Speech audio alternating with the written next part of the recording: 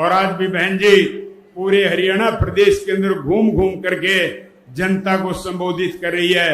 और मैं बहन जी को आप लोगों की तरफ से आश्वासन दिलाना चाहता हूं कि आपका बनाया हुआ गठबंधन निश्चित रूप से हरियाणा प्रदेश के अंदर सरकार का गठन करके रहेगा।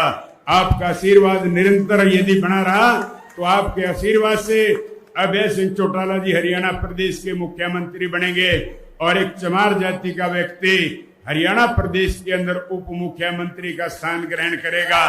तो दोस्तों मेरी आप सबसे यही प्रार्थना है कि बहन जी के बनाए इस गठबंधन को तेज गति से चलाने का काम करें। 36 बरादरी के लोग इस गठबंधन के साथ दोस्त जुड़ते जा रहे हैं और मैं फिर से बहन जी का यहाँ पहुंचने पे स्वागत करता हूँ, आभार व्यक्त करता हूँ कि आप लोगों ने एक कमेरे वर्ग का और एक कमेरे वर्ग के कमाने वालों का, हरिजन का और कृषि खेती करने वाले का और मेहनत करने वाले लोगों का एक ऐसा गठबंधन बनाया है जो सबके ऊपर भारी पड़ रहा है और वह निश्चित रूप से हरियाणा प्रदेश के अंदर विजय की पताका फहराने का काम करेगा।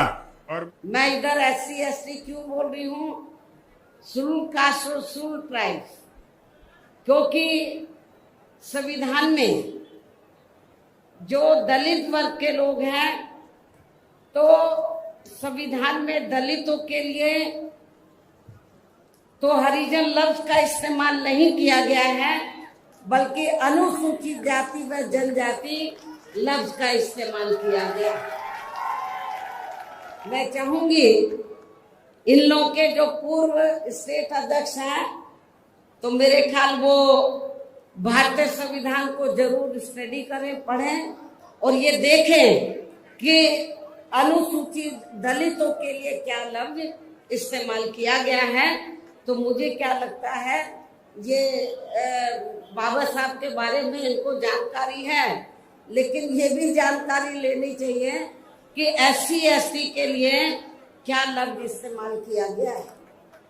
क्योंकि मुझे याद है सन 1977 में जब मैं वकालत की पढ़ाई कर रही थी, LLB फर्स्ट ईयर की स्टूडेंट थी, दिल्ली यूनिवर्सिटी से पढ़ रही थी।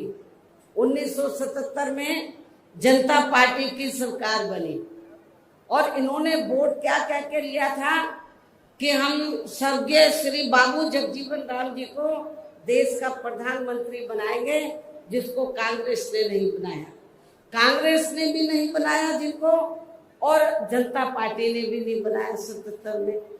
तो दलित वर्ग के लोग, अनुसूचित जाति जनजाति वर्ग के लोग पूरे देश में बहुत नाराज थे, खफा थे। तो उस समय उन्होंने दिल्ली में एक 3 दिन का जाति तोड़ो सम्मेलन रखा और उसमें ऑल इंडिया की तरफ से तो यूथ की तरफ से, नौजवानों की तरफ से मुझे उन्होंने इनवाइट किया बोलने के लिए।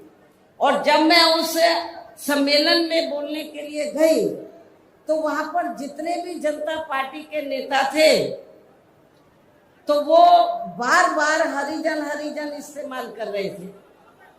तो मैंने उनको कहा कि एक तरफ तो आप जाति तोड़ने की बात कर रहे हैं और दूसरी तरफ आप हरिजन कह रहे हैं। यदि हम इसको पॉजिटिव सेंस में ले तो हम तो हरि का मतलब ईश्वर, हम तो ईश्वर की औलाद होगी, तो बाकी लोग क्या शैतान की औलाद है। ये मैंने 1977 में जब मुझे उन्होंने ऑल इंडिया की तरफ से इनवाइट किया तो ये मैंने वहां पर बोला था।